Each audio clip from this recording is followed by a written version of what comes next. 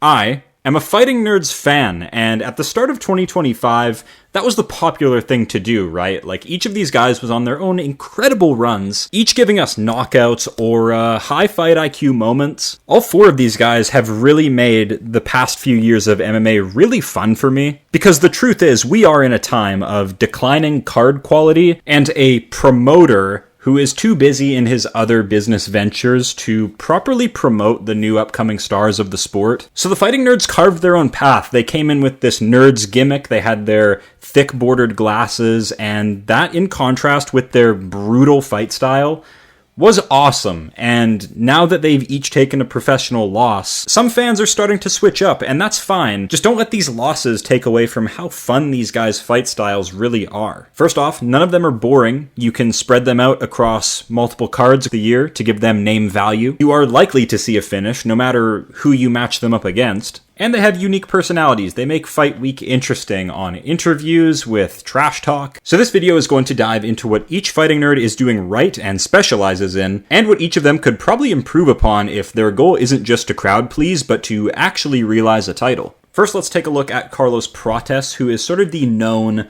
walk-off KO artist of the Fighting Nerds. They all have power, but when you watch a Carlos Prates fight, you know he's putting someone to bed. But in this case, he took his first professional UFC loss to Ian Garry, probably the second most cerebral, intelligent striker in the welterweight division. Ian is notoriously hard to get a hold of and was constantly spamming body kicks and head kicks at Prates to make sure that Prates didn't get into a flow state. Ian had to put his wrestling shoes on for this one and constantly attempt to bring Prates to the ground, which worked on only a few occasions. He got no damage off on Prates, but it was mainly used to just disrupt him, just to slow him down, to stop him from gaining momentum. And so once Garry got off the grappling with his striking game, he started getting Prates to actually shell up and back up in a straight line, which allowed him to get some strikes off. And that is how you need to fight Carlos Prates, okay? He comes from kickboxing, he has a kickboxing background, he's used to knocking people out with pillows on his fists. Now he's in a 4-ounce glove, he is just detonating everyone on the chin. But even still, with the perfect anti-Muay Thai game plan from Ian Garry here, Prates is still burning in the 4th round and trying to do damage. He actually did do damage in the 4th round and won it, in my opinion. He crushed Ian's nose and also opened up a cut on his cheek, all in the span of about 10 seconds. And in round 5, we saw even more urgency from Prates. He stalked Ian down where he could, whiffed a lot of shots, but ultimately did hurt Ian on the ground after a slick reversal. And I've never seen Ian Garry like this, on death's door, crawling around doing the Fortnite crawl emote against Prates. Like, this, you can't tell me this wasn't a close competitive fight. The numbers, yes, Ian was coasting on a volume win, but dude, he is on death's door in this 5th round. But it was good to see Prates go through this test. He says he has championship aspirations, and it's clear that cardio's not a problem. He did stuff a lot of Ian Garry's takedowns, and I know Ian isn't the most prolific wrestler, so Carlos Prates in the future does need to be wary of body attacks. They were shown to slow him down, and Marab-esque spam shooting was effective against a pure Muay Thai fighter with that light lead leg. It's easy to grab, easy to snatch up. That is sort of hardwired into Prates' style. That is always going to be a fundamental issue, but there are ways around it that he's already addressing. He does use a lot of knee attacks, so that's good to see. And yeah, I like the scrambling. He's actually not a bad scrambler. I know there's only 1 or 2 of his scrambles in the Ian Garry fight, but from what I saw, they were impressive, and it almost led him to a finish. That's what kind of opened up the damage for him in round 5. So Carlos Prates, the future is bright. I'm a massive, massive fan of the style, the Muay Thai. It's just, Prates, maybe we knock it down to 1 pack of cigarettes a day. Maybe that 2nd pack, you can start saving them, you can stockpile them, just ease back on the ciggies. He's booked against Leon Edwards in a main event, I believe. Yeah, should be easy work. Should be cleaning house there on 35-year-old Leon Edwards. Made his money coaching his brother. That seems like easy peasy KO for my boy Prates. So I'm excited for it, though. That's going down soon, so keep an eye out for that one. Up next is MAURICIO RUFFY, whose stock is pretty low right now, had a big co-main event spot in Paris against Benoit Saint Denis, who did have a clean performance and really showed out in front of his hometown fans, taking MAURICIO RUFFY down and submitting him. And I have another video about this where we really dive into, was this Benoit Saint Denis at his best? Did he really show up evolved, with the new coach and everything? Or was this Mauricio Ruffy just with a really stinker game plan? I mean, yes, he's kind of a KO hunter. That is Mauricio Ruffy's style. He's not really like Carlos Prates. He has a longer, more bladed stance, more of a karate stance. There are some Conor McGregor comparisons that we can make here. He's spring-coiled, ready to land big, powerful counters. He's not a combination puncher whatsoever. Devastating single shots that he wings at his opponent, and he's had great success with this up until now. And the James Lontot fight, he did kind of get swarmed with volume. That fight's actually a great example of a volume fighter shutting down a single shot finisher. There's just a few flaws in Mauricio Ruffy's style. He really got shown up as just hunting for the KO in this spot against Benoit Saint Denis, where he probably could have just, dialed it back a bit and maybe even won a decision. He looked faster than Benoit. He did a decent job avoiding the ground. In the second round, he did not. He was strangled up and subbed out of there. But I do still think there's hope for Mauricio Ruffy because he is the fighting nerd with the least experience. He got here a little late, and he's been fighting only really once a year. I would like some adjustments to be made after this loss and for him to become more active. Take him back to the unranks, build him up just a little bit more. I want to see him improve his volume. I don't want to see him backing up in a straight line as much as he does.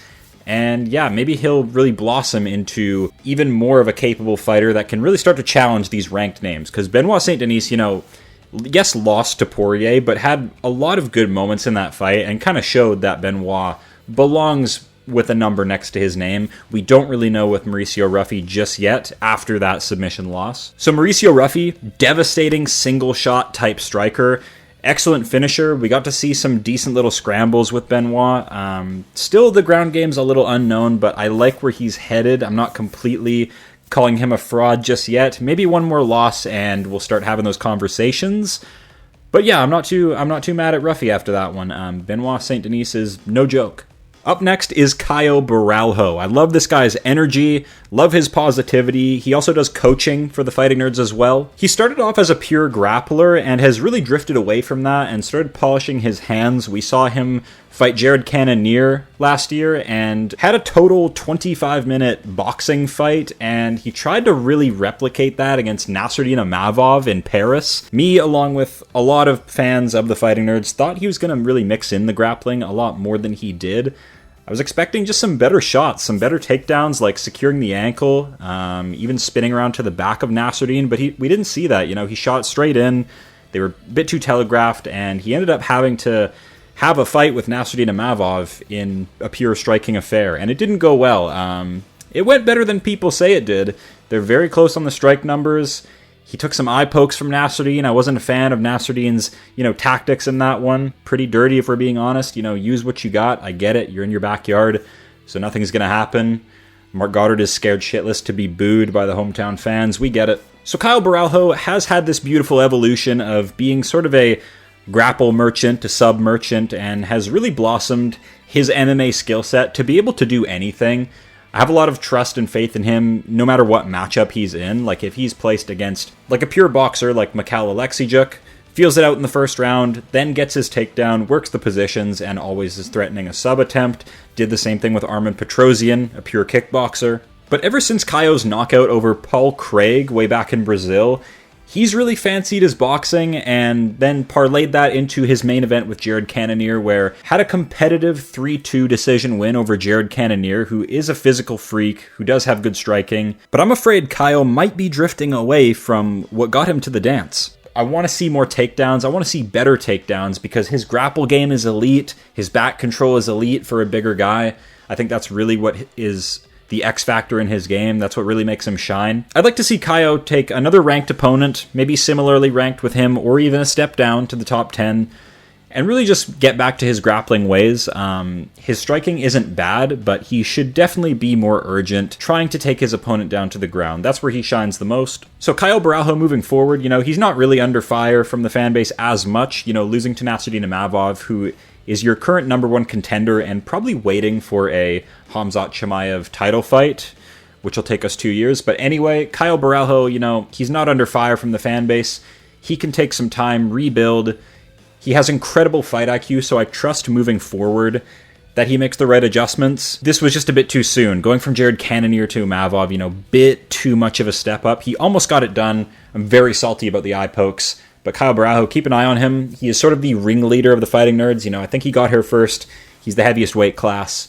But the guy's a heart of gold. He's very funny. Lots of positivity. Love the energy. So we're big fans of CAIO BORRALHO. And then there's Gene Silva. Just when I think that secretly autism is the best base for MMA, Gene Silva fumbles the Diego Lopez fight bad. Gene Silva, I think, gets a bad rap, but you can hate him or you can love him. He's a really tricky fighter to deal with, very smart power puncher. Gene Silva really shines against grapplers. He is hard to take down. He has front choke threats to dish out. He plays a lot of mind games. He has good footwork. He is really good at actually securing finishes, but again, another fighting nerd that takes a step up in competition and just can't get the job done. He had a nightmare first round against Diego Lopez where he went for a Valentina Shevchenko spinning kick and was immediately punished for it, taken down, mounted by Diego Lopez.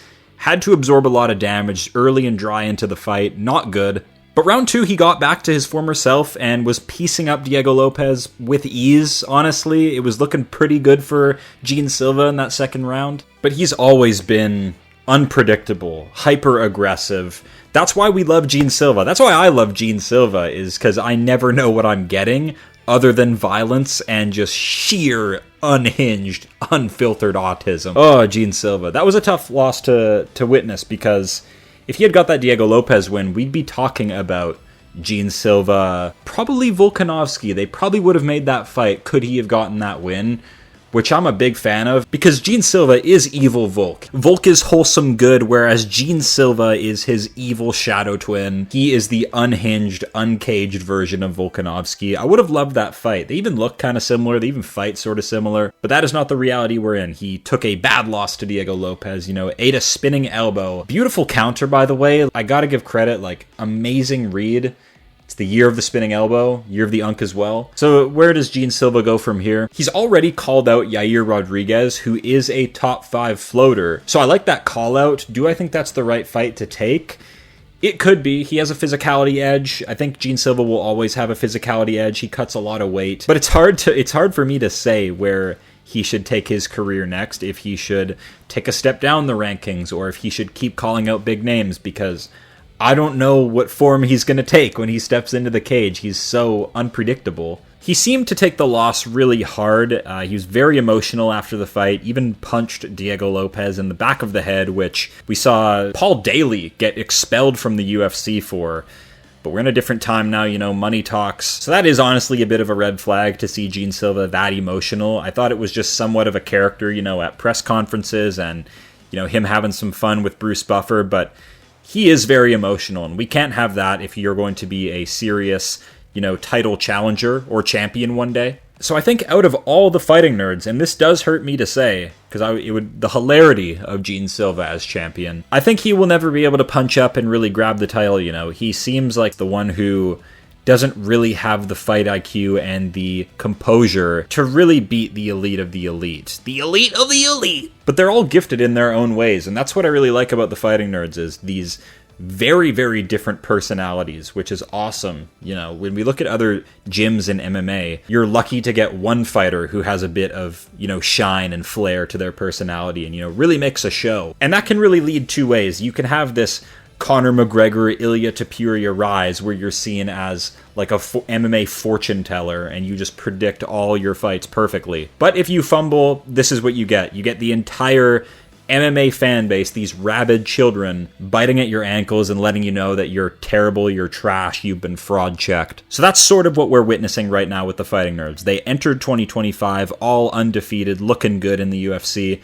Now they've all taken an L and stumbled after taking a step up in competition. This is normal shit. To the new fans out there, this is normal stuff. Your favorite fighter. I know you probably just switch favorite fighters depending on who's hot right now, but all of your favorite fighters have taken losses. It's part of the game, Not everybody can be Ilya Topuria or Khabib, you know, just cruising through the UFC. So you better believe I'm still a Fighting Nerds fan and always will be, even if their legacy ends here. They've made the last few years of the UFC very fun for me. The way they build up their fights, the way they perform, their differing wacky personalities. I love it all. I love it all. We need this kind of personality in the UFC. We have far too many NPCs who do just clock into work. I'm here for this all day. I like drama. If you want to be a fighter that sort of, you know, calls your shot, talks it up, big ups yourself and your team, fine by me, man. We need personality in the sport, so bring it. To the fans that keep trashing these guys, keep doing it. You're giving them more attention. You're actually building their brand for them, so keep it up as well. Yeah, that's the video, guys. We got Reyes Ulberg predictions on their way. As always, thank you guys for watching. I will see you very soon.